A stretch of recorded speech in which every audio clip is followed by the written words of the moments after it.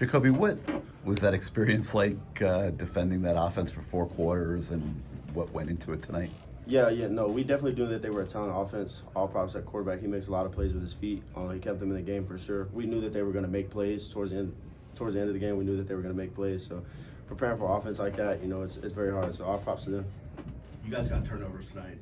Obviously led to points on the board. Just how important is that for you guys to get those turnovers? Yeah, taking the ball away as a defense is amazing. They have stats for it all, but Coach Heatherman preaches about swarming to the ball.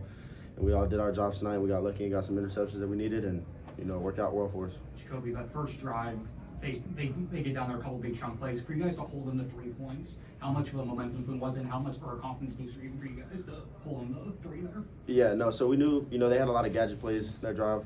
We just knew to just stay calm, play our brand of football. So just keeping our eyes disciplined right there. 4-point plays are just as good as turnovers in my eyes. So it was a great energy changer for us. And they started moving the ball a bit more in the fourth quarter, got a couple touchdowns. Just what was different, or what changed in that fourth quarter for you guys? The quarterback, he's like I said, he's a freak athlete. He made some plays with his legs that, you just sometimes you can't defend. They got scholarship guys too. So, being able to just turn our cheek and get ready for the next play. So.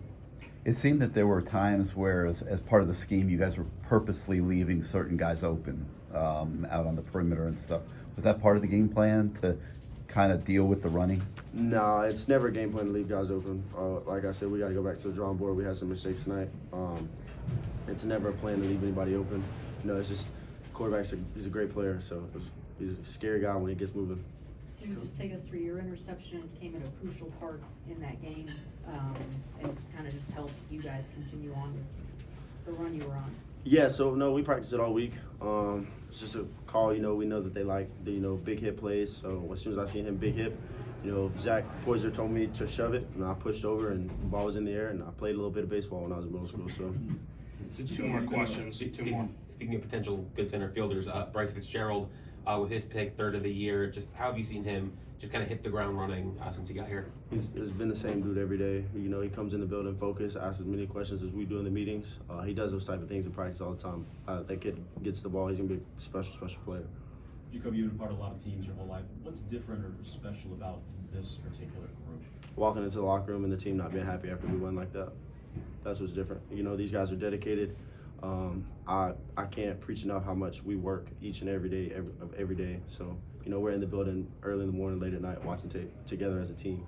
When I walked in and nobody was really excited after the win, I knew that, we got bigger goals. So. Awesome. We'll end it there. Thank you.